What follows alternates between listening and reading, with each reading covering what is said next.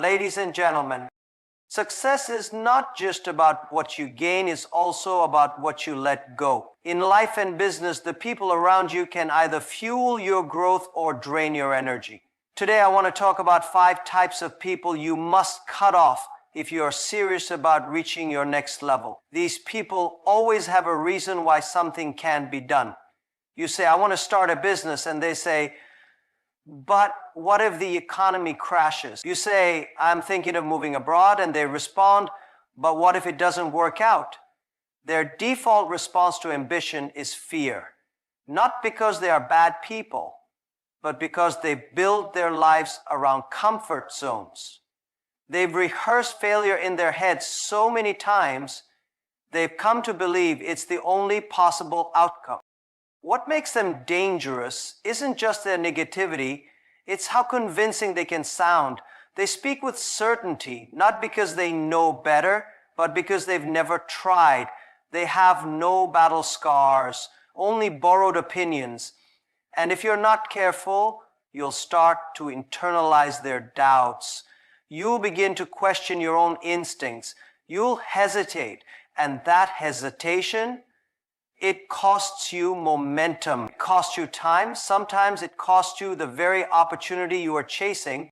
What you need to understand is this: nobody who has built anything worthwhile did it by listening to excuses, especially not from other people. The ones who succeed are the ones who move forward in spite of uncertainty, not those who wait until every variable is guaranteed. Success doesn't come when it's safe. It comes when it's right. And sometimes right doesn't feel safe. So when you hear someone constantly say, it's too risky, or people like us don't do things like that, you must pause and ask, is this their fear talking, or my future being delayed? Most of the time, it's their fear. And you don't owe your future to someone else's fear. Let them stay where it's comfortable. You keep moving, keep building, keep learning. Because the difference between you and them isn't talent, it's courage. Some people treat complaining like it's a full-time job. From the moment they wake up, they find something wrong with the world. The weather, the traffic, their boss, the economy, even the coffee. Nothing is ever right. And if you spend enough time around them, you'll start to notice how their language is filled with blame. They did this to me. Life is unfair. It's not my fault. These individuals live in a loop. They relive the same frustrations day after day, but never make a move to change anything. They don't want solutions, they want sympathy. They aren't looking for progress, they're looking for company in their misery. And here's the danger. You might not even notice the shift at first, but their constant negativity starts to wear you down. You begin echoing their complaints, thinking like them, even talking like them. Without realizing it, you've joined the cycle. The problem isn't that life is hard. We all have struggles. The problem is when people make struggle their identity. Instead of learning from setbacks, they use them as excuses to stay stagnant. They avoid responsibility by pointing fingers. They wait for others to fix things that only they can fix. And while they're busy talking about how bad everything is, someone else is out there doing something about it. If you truly want to grow, you can't afford to be surrounded by this energy. Complaining creates a mindset of helplessness. It convinces you that things are happening to you instead of making you realize that things can happen through you. Progress requires ownership. It requires the ability to say, this is not ideal, but I'm going to do something about it. Chronic complainers never get there because they're too busy rehearsing their victim story. You don't have to be rude, you don't have to argue, but you do need to distance yourself. Protect your mindset like it's your most valuable asset, because it is. If someone is always feeding you poison, it doesn't matter how strong you are, it will eventually slow you down. Replace that noise with people who speak possibility, not just problems. Who push you to act, not sit in sorrow. Who challenge you to rise, not settle. Because life is too short to live inside complaints, and way too long if that's all you hear every day. Time is the only resource you can never get back. You can lose money and earn it again. You can lose motivation and find it later, but once a moment is gone, it's gone forever. That's why the people who waste your time are more dangerous than you think, not because they're evil, but because they rob you of something priceless while making it feel casual. Time wasters often come disguised as friends, co-workers, or even well-meaning relatives. They show up with no purpose, no direction, and no urgency. They want to hang out, but never to build. They want to talk, but never to plan. Their conversations go in circles. Gossip, complaints, shallow distractions. They'll pull you into meaningless arguments, endless social media scrolling, or spontaneous activities that lead nowhere. And at the end of the day, you realize you've achieved nothing except entertaining someone else's boredom. These people don't just waste your hours, they slowly drain your focus. They keep you busy but not productive. And when your attention is constantly being pulled in different directions, your goals start to slip away. You start compromising. You start thinking, I'll work on it tomorrow, but tomorrow becomes next week. And next week becomes next year. That's how dreams die, not in one dramatic moment, but in the slow erosion of your priorities. What's worse is that time wasters often make you feel guilty when you try to reclaim your time. You've changed. You're always working. You don't have time for anyone anymore. That's the trick. They want you to feel bad for choosing discipline over distraction. But the truth is, protecting your time isn't selfish. It's necessary. Because if you don't value your time, no one else will. Understand this. Every great achievement requires uninterrupted time.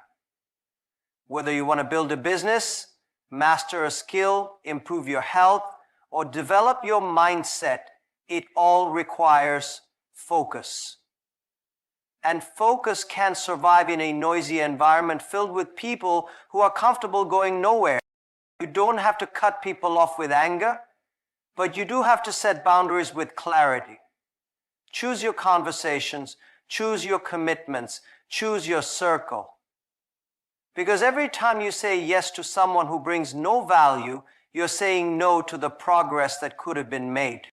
The people you keep around you are either respecting your time or wasting it. Make sure you know the difference. When you start dreaming bigger, you expect applause. You expect people to be inspired, to support you, to say, go for it. But instead, you often get silence or worse, sarcasm. The dream killers don't always come dressed as enemies. Sometimes they wear the mask of concern. They say things like, I'm just trying to protect you, or don't get your hopes up. But what they're really doing is projecting their fears onto your future. Dream killers rarely attack your dream directly. They're smarter than that. They ask subtle questions like, are you sure you want to risk that? Or what if it doesn't work? They plant doubt like seeds, hoping it grows into hesitation. And if you're not grounded, you'll start believing them. Not because you lack belief, but because you trusted their voice. What you have to remember is that not everyone can see what you see. Your dream was given to you, not them. They don't have your vision, your hunger, or your responsibility. Expecting them to understand your purpose is like expecting someone standing outside the arena to feel the fire of the fight. It's not their fault they can't see it. But it is your fault if you let their blindness stop your movement. Some dream killers are bitter because they gave up on their own dreams. So when they see someone like you, driven, passionate, unshaken, it reminds them of what they could have been, and instead of being inspired, they become resentful. They don't want you to fail out of malice, they just need you to fail to validate their own quitting. Your success disrupts their excuses. Other times they are simply afraid of losing you. They know that if you grow too much, chase too far, or succeed too loudly, you might leave them behind, and instead of growing with you, they try to hold you where they feel safe. But let me tell you, real support doesn't come with conditions. Real friends don't shrink you to feel comfortable. Real love doesn't fear your evolution. You don't have to argue. You don't have to prove anything. Let your results speak. Let your discipline become louder than their doubts. Distance doesn't always mean disrespect. It often means survival. Protect your dream like it's your life, because in many ways it is. It's the future version of you trying to be born. And if you let the wrong voices shape your reality, you'll end up living a life that belongs to their fear, not your fire. So when you hear someone questioning your ambition, ask yourself, are they advising me from wisdom or warning me from insecurity? Most times it's the latter. And in those moments you must choose to walk forward, even if you have to walk alone. Not everyone who smiles at you is happy for you. Some people are clapping, but only because they think they're supposed to. Inside, they're hoping you stumble. These are the jealous pretenders. People who act like supporters, but their energy tells a different story. They don't want you to fail outright, but they definitely don't want you to pass them. They want you to grow, but only just enough to stay close to their level. These individuals are dangerous not because they openly oppose you, but because they pretend to be allies. They congratulate you, but the tone is off.